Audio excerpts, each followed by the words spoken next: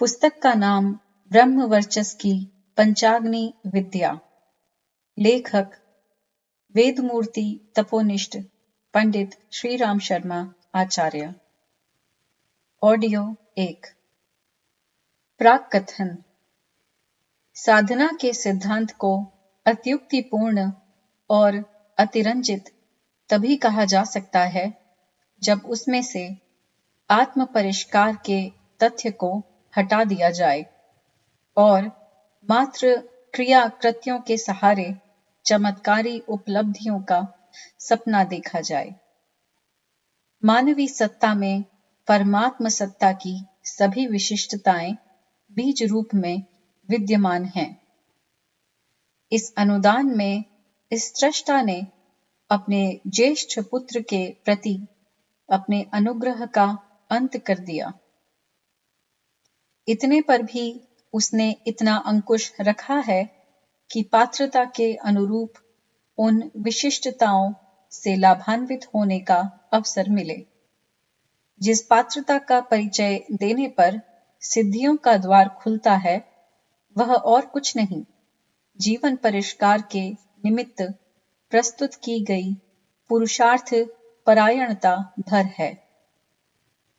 साधना विधानों में प्रयुक्त होने वाले क्रिया कृत्य अगणित हैं, पर उन सब का मूल उद्देश्य एक है, जीवन के अंतरंग पक्ष को सुसंस्कृत और बहिरंग पक्ष को समुन्नत बनाना। जो साधना अपने विधि विधानों के सहारे साधक को सुसंस्कारिता की दिशा में जितना अग्रसर कर पाती है वह उतनी ही सफल होती है।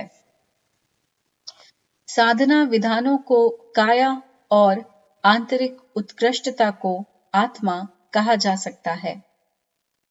काया और आत्मा के सम्मिलित स्वरूप को ही जीवन कहते हैं। रिद्धि सिद्धियों से, विभूतियों और समृद्धियों से भरा पूरा जीवन उपलब्ध करने के लिए ऐसी साधना की आवश्यकता है जिसमें क्रिया कृत्यों के साथ साथ आत्मिक अनुशासन भी जुड़ा है। ब्रह्मवर्चस साधना विधान में इन दोनों तथ्यों का समुचित समन्वय है, इसलिए उसकी सफलता भी सुनिश्चित है। श्री राम शर्मा आचार्य। ब्रह्मवर्चस उच्च स्तरीय गायत्री साधना। गायत्री उपासना का उच्च स्तर ब्रह्मवर्चस कहलाता है। इसमें दो शब्द हैं, ब्रह्म एवं वर्चस। ब्रह्म अर्थात ब्रह्म विद्या, ब्रह्म ज्ञान। वर्चस अर्थात तेजस, ब्रह्म तेज।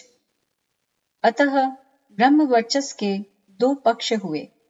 एक ब्रह्म विद्या अर्थात दृष्टिकोण का, क्रियाकलाप का परिष्कार एवं दर्शन विज्ञान। दो वर्चस अर्थात प्रसुप्त अंतः शक्तियों का जागरण, तेज संवर्धन। इस प्रकार ब्रह्म वर्चस उस समग्र अध्यात्म का समन्वय है जिसमें आत्मानुभूति एवं आत्मिक प्रखरता दोनों का समुचित सुसंतुलित समावेश है। गाड़ी की पूर्णता दो पहियों के मिलने से है, एक के रहने से वह अधूरी रहती है। एक हाथ एक पैर से किसी प्रकार काम चल तो सकता है, किंतु उसमें सहज गतिमयता, प्रखरता और परिपूर्णता नहीं आ पाती। चिंतन तथा क्रिया दोनों का समन्वय ही समग्र अध्यात्म साधना है। चिंतन की उत्कृष्टता ब्रह्म विद्या या अध्यात्म तत्वज्ञान का ज्ञान पक्ष है। क्रिया की प्रखरता उसका विज्ञान पक्ष है। ज्ञान एवं कर्म का समन्वय ही ब्रह्मवर्चस है। परिपोषण तथा उन्मूलन दोनों ही तथ्य इसमें समाविष्ट हैं। ईश्वर का अवतार दो प्रयोजनों के लिए होता है, धर्म की स्थापना और अधर्म का नाश।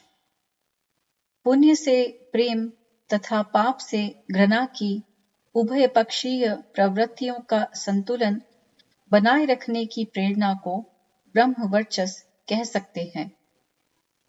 सदाशयता के संवर्धन में उदारता और सहकारिता की नितांत आवश्यकता है, किंतु दुष्टता के प्रति यही नीति नहीं अपनाई जा सकती। अन्यथा सर्प को पालने, दूध पिलाने, आतताई को सहयोग देने या सहन करने की अतिवादी और भयपरक उदारता के अनर्थकारी दुष्परिणाम उत्पन्न होंगे। सज्जनता एवं सत्प्रवृत्तियों के प्रति उदार सहयोग तथा आंतरिक दोष दुर्गुणों एवं समाजगत अनाचारों का उग्र प्रतिकार दोनों ही आवश्यक हैं। असुरता और पाशविकता के तत्व अपने भीतर और इस संसार में कम नहीं। उनसे जूझने के लिए मात्र सदाशयता और सज्जनता अपर्याप्त है। उनके प्रति मन्यु सिद्धांत निष्ठ आक्रोश का उभरना आवश्यक है। रावण द्वारा मारे गए ऋषियों के अस्थिपंजरों के पहाड़ जैसे विशाल ढेर देखकर भगवान राम ने ऐसे ही मन्यु की अभिव्यक्ति की थी और भुजा उठाकर प्रण किया था, निशिचर हीन करो मही। इसी प्रकार दुर्योधन पक्ष की दुर्नीति एवं दुराग्रह के दलन के लिए भगवान कृष्ण को महाभारत रचना पड़ा और सुदर्शन चक्र भी घुमाना पड़ा था। तेजस्विता तथा उदारता परस्पर संबद्ध रहनी चाहिए। पवित्रता एवं प्रखरता दोनों ही समन्वित रहें, यही उचित है। ब्रह्मवर्चस इसी समन्वयात्मक रीति नीति एवं गतिविधि की प्रशिक्षण प्रक्रिया को कहते हैं। इसे आगम एवं निगम, वेद पक्ष एवं तंत्र पक्ष दोनों का समन्वय कहा समझा जाना चाहिए। मानवीय चेतना में दैवी एवं आसुरी दोनों ही तत्व कार्यरत रहते हैं। दैवी अंश को सद्भावना और सज्जनता का खाद पानी देकर बढ़ाया जाता है। आसुरी अंश का उन्मूलन करने की आवश्यकता पड़ती है। माली पौधों को सींचता है तो साथ ही उनकी अनावश्यक कुरूप टहनियों की काट छांट भी करता है और बगीचे में उठे हुए खरपतवार की सफाई करता है। किसान उपयोगी पशुओं को पालता है, साथ ही हानि पहुंचाने वाले जंगली जानवरों को भगाता भी है। अपने भीतर एवं अपने समाज के भीतर सत्प्रवृत्तियों, सद्भावनाओं का अभिवर्धन जितना आवश्यक है, दुष्प्रवृत्तियों का उन्मूलन, प्रायश्चित एवं इष्टापूर्ति भी उतनी ही आवश्यक है। भक्ति एवं प्रायश्चित दोनों ही उपासना के अंग हैं। श्रेष्ठता को प्रोत्साहन और निकृष्टता पर प्रतिबंध दोनों ही आवश्यक हैं। द्रोणाचार्य के कंधे पर धनुष, पीछे तरकश और हाथों में वेद देखकर किसी ने प्रश्न किया, आचार्य प्रवण, बाण और वेद एक साथ क्यों? द्रोणाचार्य ने उत्तर दिया, अग्रतः चतुरो वेदाः पृष्ठतः सशरम धनुः ईदं ब्राह्मम् ईदं क्षात्र शास्त्रादपि शरादपि। अर्थात आगे हैं चारों वेद तो पीछे धनुष बाण। वेद ब्राह्मण धर्म है तो धनुष बाण क्षात्र धर्म। शास्त्र एवं शस्त्र दोनों ही के द्वारा सदाचरण का पथ प्रशस्त किया जाता है। विद्या और बल, ज्ञान तथा भक्ति दोनों ही महत्वपूर्ण एवं आवश्यक हैं। यही प्राचीन आर्ष परंपरा रही है। श्री राम को महर्षि विश्वामित्र ने दोनों ही प्रकार का शिक्षण दिया था। श्री कृष्ण को भी संदीपनी के आश्रम में उभय पक्षीय शिक्षा प्रदान की गई थी। प्राचीन गुरुकुल परंपरा में यह समन्वय सर्वत्र विद्यमान था। अध्यात्म क्षेत्र में यही परंपरा भक्ति और कर्म का समन्वय करने वाले तत्व ज्ञान की थी। अर्जुन और हनुमान दोनों ही उत्कृष्ट भक्त थे। साथ ही दोनों को सदा सक्रिय जीवन जीना पड़ा। दोनों को ही भगवान द्वारा निरंतर कर्म की प्रेरणा एवं शिक्षा दी गई। आत्मोत्कर्ष और लोक कल्याण की यही समन्वित व्यवस्था भारतीय अध्यात्म की आर्ष परंपरा है। ब्रह्मवर्चस उसी परंपरा को गतिशील बनाने वाली प्रक्रिया है। एकांगिता अपूर्ण ही नहीं, हानिकारक भी होती है। जिन दिनों भारत में उदारता, सहनशीलता और भक्तिभाव तक ही चिंतन को सीमाबद्ध किया गया और अहिंसा के अतिवाद में पराक्रम को ही अनावश्यक ठहराया गया, उन दिनों तेजस्विता, प्रखरता की उपेक्षा होती चली गई और मध्य एशियाई से आए मुट्ठी भर आक्रामक इस विशाल देश को पराधीन बनाने में सफल होते चले गए। इसी प्रकार तेजस्विता का अभ्यास होने पर भी उसके साथ में विवेक का मार्गदर्शन न होने पर एक समय आक्रांताओं की कुटिल चालों के सामने तेजस्वी भारतीय योद्धा हारते चले गए। भक्ति एवं कर्म, भावना एवं तेजस्विता दोनों को समन्वित रखने वाला तत्वज्ञान ही भारतीय अध्यात्म विद्या का समग्र आधार रहा है। उसके स्थान पर एकांगिता अपनाने की भूल जब भी की गई है तो दुर्गति का सामना करना पड़ा है, जबकि दोनों के समन्वय से सफलता और प्रगति का द्वार खुला है। गांधी जी के सत्याग्रह में सत्य और अहिंसा का जितना समावेश था, अनीति के निर्भीक प्रतिकार का उतना ही प्रखर संकल्प एवं साहस भी था। यह समन्वय ही ब्रह्मवर्चस की साधना प्रक्रिया का पथ है। प्रज्ञा और पराक्रम का युग्म ब्रह्मवर्चस की लक्ष्य प्राप्ति में समर्थ बनता है। अध्यात्म परंपरा में इन्हें ही ब्रह्म विद्या एवं ब्रह्माग्नि कहा गया है।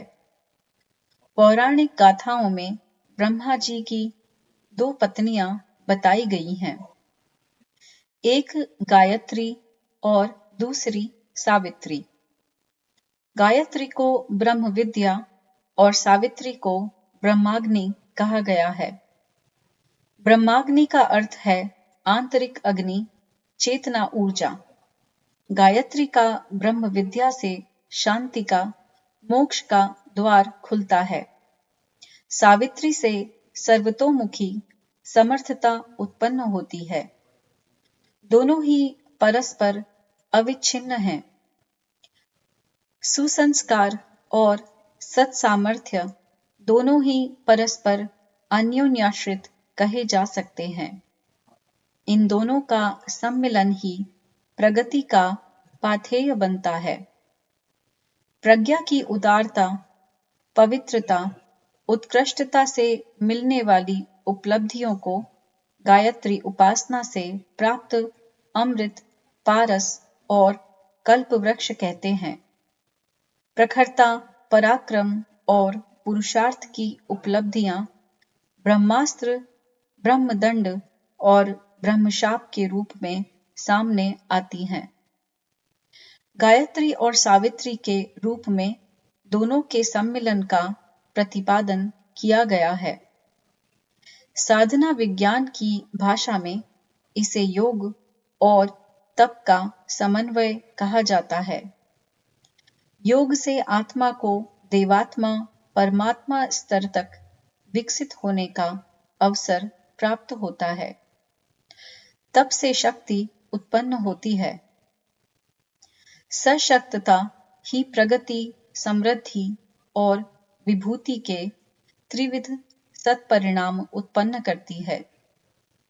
साधना से मिलने वाली सिद्धियां शक्ति संपादन का ही परिणाम है। योग एवं तप दोनों की समन्वित साधना प्रक्रिया ब्रह्म वर्चस्व का आधार है। ब्रह्म ज्ञान एवं ब्रह्म तेज दोनों के समन्वय से ब्रह्म वर्चस्व साधना संपन्न होती है। यही हमारे महान पूर्वजों द्वारा साधित एवं प्रतिपादित समग्र अध्यात्म है। योग को आस्था पक्ष की साधना एवं तप को क्रिया पक्ष की साधना समझा जा सकता है। आस्था पक्ष में चिंतन क्षेत्र को प्रभावित करने वाले समस्त ज्ञान विस्तार का समावेश होता है। वेद, शास्त्र, उपनिषद, दर्शन, नीति शास्त्र आदि के सृजन इसी प्रयोजन की पूर्ति के लिए हैं।